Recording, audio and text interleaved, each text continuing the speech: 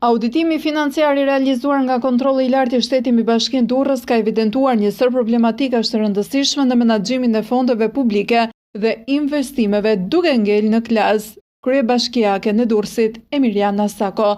Raporti përfundimtar tregon mangësinë në sistemin e kontrollit të brendshëm, mos realizim të projekteve të planifikuara dhe pasaktësi në raportimin financiar, duke rezultuar në një opinion të modifikuar me rezervë për pasqyrat financiare.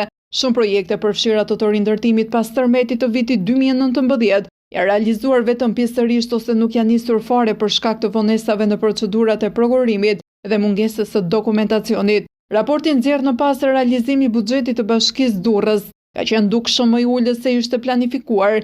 Për vitin 2023 janë shpenzuar rreth 76% e buxhetit të planifikuar, ndërsa për vitin 2024 rreth 79.6%. Një pjesë e konsiderueshme e financimit mbetet e varur nga transferta qendrore, ndërsa të ardhurat vendore kontribuojnë vetëm pjesërisht.